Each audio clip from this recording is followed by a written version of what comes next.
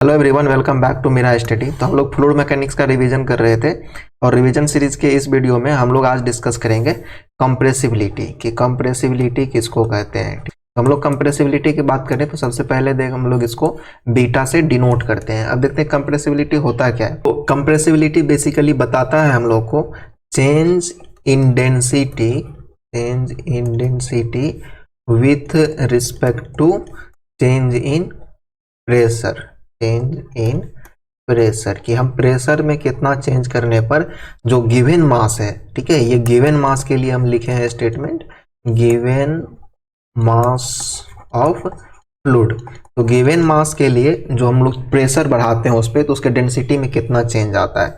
और ये होता क्या है, अगर हम इसको मैथमेटिकली लिखें तो मैथमेटिकली जो है वो हम लोग का कंप्रेसिबिलिटी वो इन्वर्सली प्रोपोर्शनल हो जाता है बल्क मॉडुलस का, या फिर कहें कि बल्क मॉडुलस का इन्वर्स ही हो जाता है। बल्क मॉडुलस इक्वल टू हम लोग जानते हैं कि बल्क मॉडुलस इक्वल टू होता है dP by minus dV by V।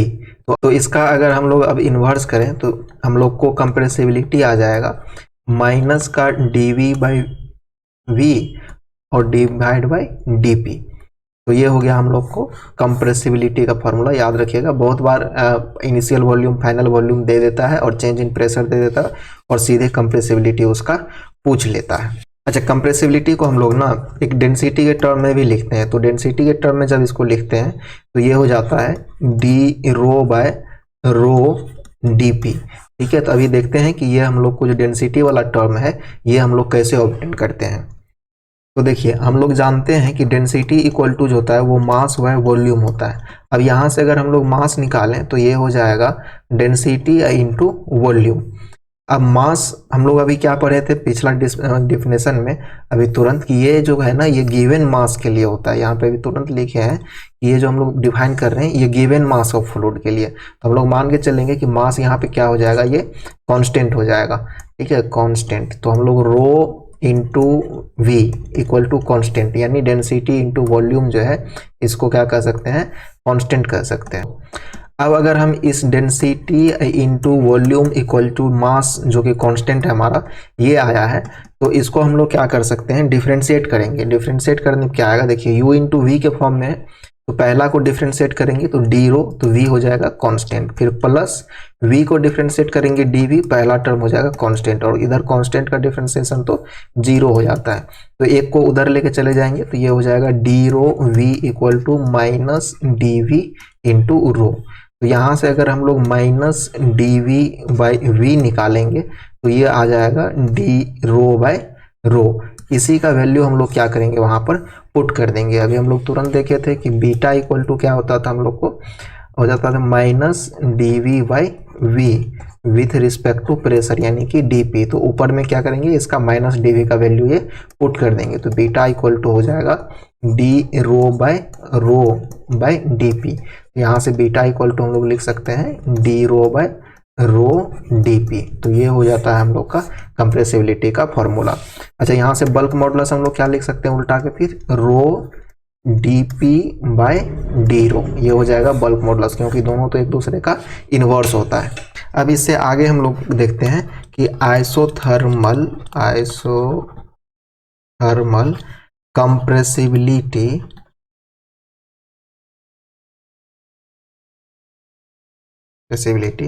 Of ideal gas. ठीक है, तो आइसोथर्मल कंप्रेसिबिलिटी कैसे, सबसे पहले आइडियल गैस के लिए। तो आइडियल गैस का इक्वेशन तो हम लोग जानते हैं, आइडियल गैस इक्वल टू होता है PV इक्वल टू MRT। तो यहाँ से अगर हम P को निकालें और V को उधर भेज दें तो ये हो जाएगा रो RT। इसको याद रखिए, इक्वेशन 1 मान लेते हैं हम लोग।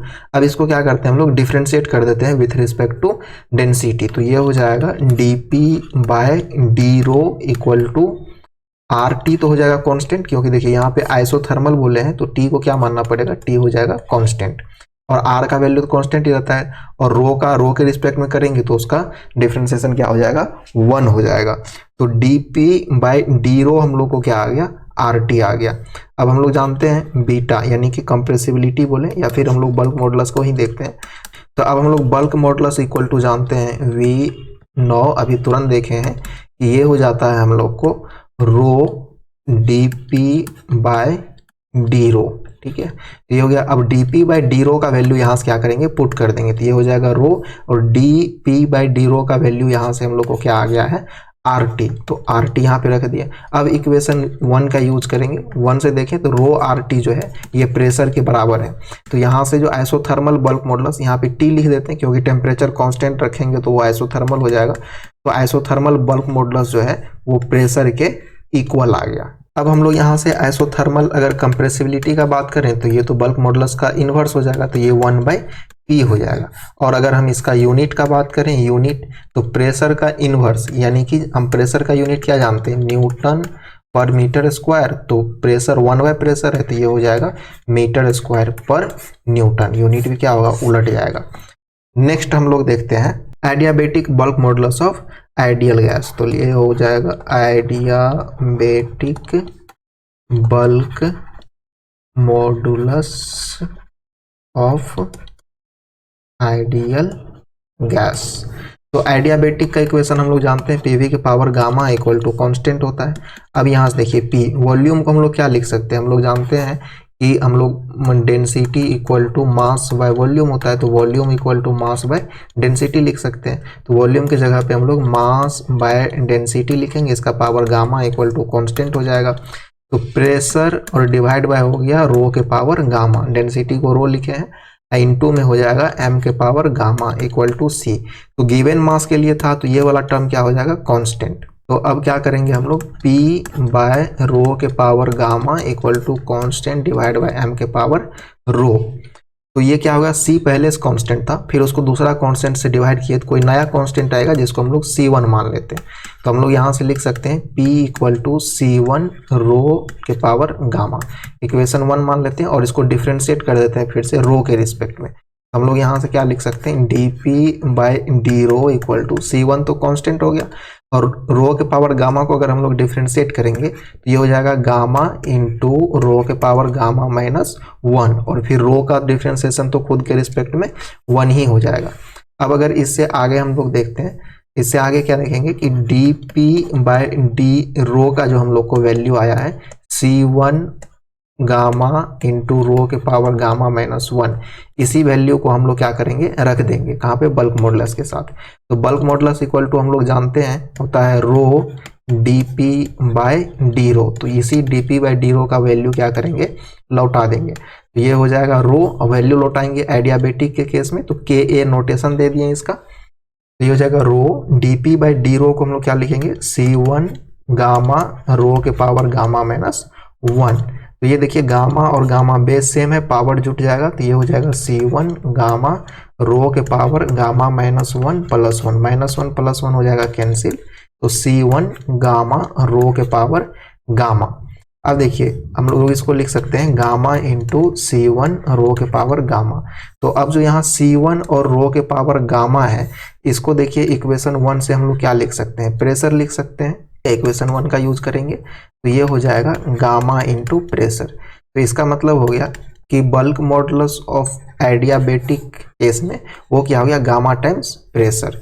अब यहाँ से अगर हम लोग कंप्रेसिबिलिटी देखें, एडियाबेटिक कंप्रेसिबिलिटी, तो ये हो जाएगा 1 बाय गामा टाइम प्रेशर, उसी का इनवर्स। नेक्स्ट अब देखिए यहाँ पे अभी हम लोग तुरंत क्या देखें कि आइसोथर्मल बल्क मॉडुलस जो है वो प्रेशर के बराबर है, और एडियाबेटिक बल्क मॉडुलस जो है वो गामा टाइम्स प्रेशर के बराबर है। अब दोनों का रेशियो निकालते हैं, ka बाई के टी करें तो ये हो जाएगा gamma times pressure divide by pressure, pressure pressure हो जाएगा कैंसिल। यहाँ से हम लोग लिख सकते हैं ka बाई के टी जो है ये इक्वल टू हो जाएगा गामा, और हम लोग जानते हैं गामा का वैल्यू तो ग्रेटर देन 1 होता है। इसका मतलब ये हो गया कि ka जो है वो ग्रेटर देन है किससे, kt से, और ये होगा कितना, तो ka equal to gamma times kt हो जाएगा। ठीक है, तो ये याद रखिएगा। तो इस वीडियो में यहीं तक, अगले वीडियो में हम लोग विस्कोसिटी डिस्कस करेंगे। तब तक इस वीडियो को आप लोग अपने दोस्तों के साथ शेयर कीजिए, और अगर आपको वीडियो पसंद लगा तो आप चैनल को सब्सक्राइब कर सकते हैं। मिलते हैं फिर अगले वीडियो में। जय हिंद।